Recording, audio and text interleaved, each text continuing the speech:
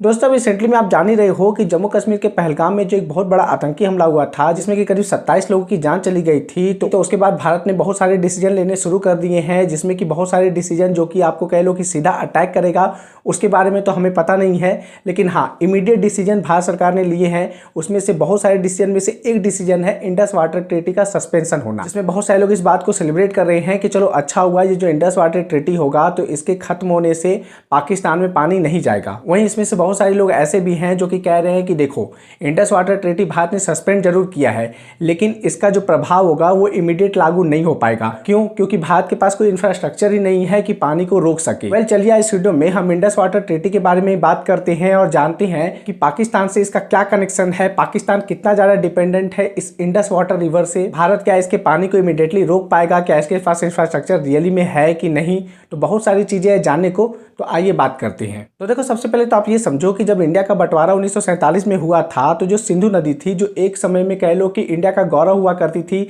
जहां पर सारे वेद लिखे गए हैं, तो वो सिंधु नदी जिसका कि मेजोरिटी पोर्शन आपका पाकिस्तान में चला गया, तो उसको लेकर सवाल हो गया कि सिंधु नदी चूंकि आप कह लो कि इंडिया से होकर गुजरती है तो इंडिया इस नदी को कितना यूज करेगा और पाकिस्तान इस नदी का कितना यूज करेगा। इसमें मैं आपको बता दूं कि सिंधु नदी अकेली नदी नहीं है, उसकी 5 सहायक नदी भी है, इंडस, झेलम, चिनाब, रावी, व्यास और सतलज। अब इन्हीं 6 नदियों में डिबेट चल रहा था कि कौन कितना पानी यूज करेगा। तो 1960 में इंडिया और पाकिस्तान के बीच ट्रीटी होता है जिसको कि मीडिएट करता है वर्ल्ड बैंक, और इसमें एक ट्रीटी साइन होता है और इसमें एक बात की जाती है कि जो वेस्टर्न रिवर्स होगा यानी कि इंडस, झेलम, चिनाब, तो इसका मेजोरिटी ऑफ द पोर्शन करीब 80% पोर्शन वो पाकिस्तान में चला जाएगा और बाकी 20% पानी भारत यूज करेगा।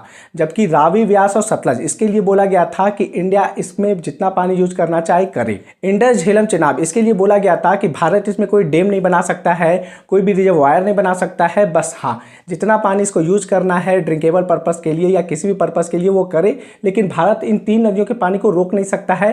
बाकी की 3 नदियां हैं तो वहां वो रिजर्वायर बना सकता है। अब आप समझो कि 1960 में ये ट्रीटी साइन हुआ था इंडिया और पाकिस्तान के बीच, उसके बाद 1965 का वॉर हुआ, 1971 का वॉर हुआ, 1999 का वॉर हुआ, और उसके बाद समझ लो कि ना जाने हजारों बार उसने LOC पर फायरिंग की है, ये सीज फायर का वायलेशन किया है पाकिस्तान ने कितनी बार, इवन टेररिज्म को कितना ज़्यादा बढ़ावा दिया है।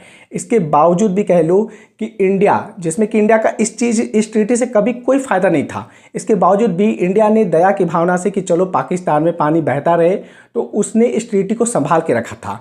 अगर मैं आपको बता दूं तो समझो कि पाकिस्तान का जो मेजोरिटी ऑफ द GDP है ना, करीब 25% GDP इंडिया पाकिस्तान का वो इस सिंधु नदी पर डिपेंड करता है। करीब 80% एग्रीकल्चर जो लैंड है, जो एग्रीकल्चर है, वो पाकिस्तान का इसी नदी पर डिपेंड करता है। और हमेशा से एक्सपर्ट्स कहते आ रहे हैं कि ये जो सिंधु नदी का ट्रीटी साइन हुआ है ना, तो ये भारत के लिए बहुत ही खराब है, इसको खत्म हो जाना चाहिए। लेकिन पिछले 65 सालों से हम इसे ढो रहे थे बेवजह ही। आज से करीब 9 साल पहले जब उरी पर अटैक हुआ था जिसमें कि करीब हमारे 18 जवान शहीद हुए थे, तो उस समय भी प्राइम मिनिस्टर मोदी ने कहा था, उसमें हिंट किया था पाकिस्तान को कि देखो खून और पानी एक साथ नहीं बहेगा। लेकिन उसके बावजूद भी पुलवामा हुआ, उरी हुआ, हमने पानी को नहीं रोका, इस ट्रीटी का सम्मान किया, रिस्पेक्ट दिया।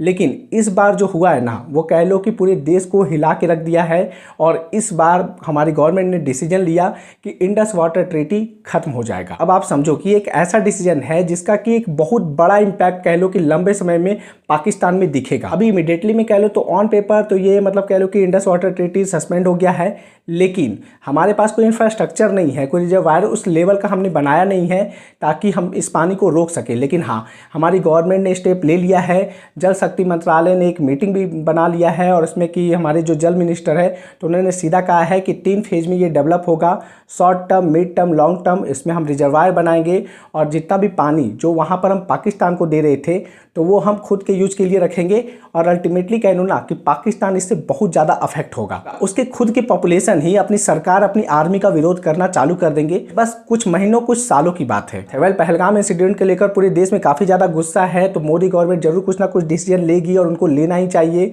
ताकि पाकिस्तान अपनी इन हरकतों से बाज आए और उनको एक अच्छा सबक मिले। आपको ये वीडियो कैसा लगा प्लीज़ कमेंट में जरूर बताना। चलिए मिलते हैं आपसे अगले वीडियो में। बहुत बहुत धन्यवाद।